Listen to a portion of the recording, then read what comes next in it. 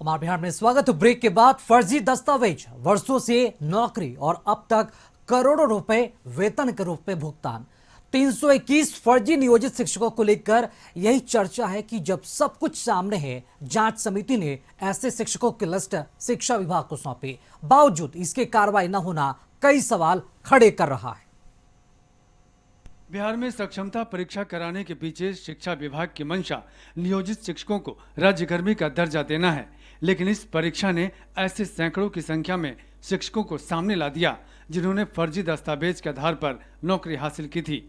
जिन फर्जी शिक्षकों की नौकरी की बात सामने आई है, उसका खुलासा किस तरह से हुआ, इसे भी समझ लेते हैं।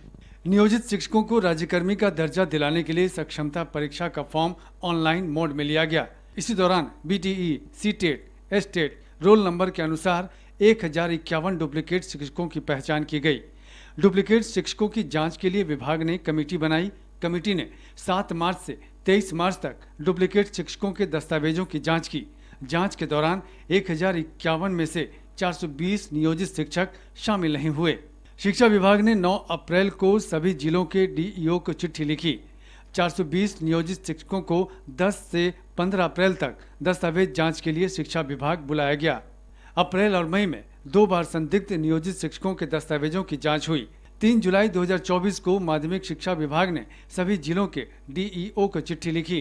कुल मिलाकर 321 शिक्षक अभ्यर्थियों की डिग्री को संदिग्ध बताया गया। शिक्षा विभाग ने संबंधित जिला शिक्षा पदाधिकारी को चिट्ठी भेजकर उचित निर्णय लेने को कहा, लेकिन आश्चर्य देखिए, 6 महीने बीत जाने के बाद भी ऐसे संदिग्ध दस्तावेज के आधार पर नौकरी हासिल करने वाले नियोजित शिक्षकों के खिलाफ कोई कार्रवाई नहीं की गई। बिहार राज्य प्राथमिक शिक्षक संघ के कार्यकारी अध्यक्ष मनोज कुमार मानने को तैयार नहीं कि शिक्षकों के अंक पत्र और प्रमाण पत्र सही नहीं हैं। उन्होंने कहा कि सरकार शिक्षकों पर अविश्वास करना छोड़ दे।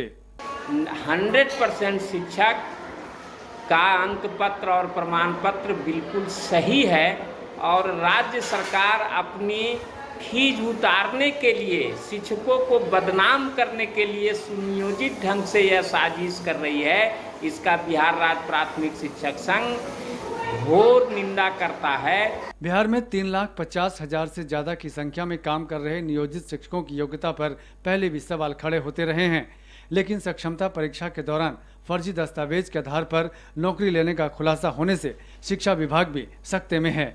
2 महीने बीत जाने के बावजूद शिक्षा विभाग ने संदिग्ध पाए जाने वाले 321 नियोजित शिक्षकों के खिलाफ कार्रवाई नहीं की। अब तक ऐसे शिक्षक करोड़ों रुपए का वेतन सरकारी खजाने से ले चुके हैं। शिक्षा मंत्री सुनील कुमार ने कठोर कार्रवाई की बात कही है। कोई भी शिक्षक या शिक्षिका अगर उसने अपनी नियुक्ति कराई हो कभी भी पंचायती राज व्यवस्था में या किसी भी माध्यम से और बीपीएससी में अगर कोई गड़बड़ी पाई जाती है तो निश्चित रूप से विधि सम्मत कार्रवाई तो होगी, लेकिन उसके पहले हम लोग जांच करके आश्वस्त हो जाना चाहते हैं कि वास्तव में ये बातें सही हैं, ताकि कोई निर्दोष व्यक्ति उसमें कोई फंसे नहीं।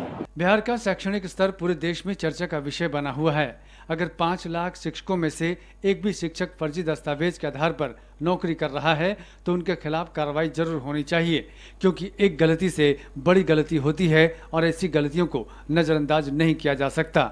बिहार में सरकारी तनख्वाह पे काम करने वाले फर्जी शिक्षकों की संख्या कितनी है, इसकी मोटा मोटी जानकारी शिक्षा विभाग को मिल चुकी है, लेकिन दुर्भाग्य देखिए कि 2 महीने से ज्यादा वक्त बीत जाने के बावजूद विभाग की तरफ से कोई अंतिम और प्रामाणिक कार्रवाई नहीं की गई है। कैमरा पर्सन श्याम के साथ प्रीतम कुमार, कशिश न्यूज, पटना।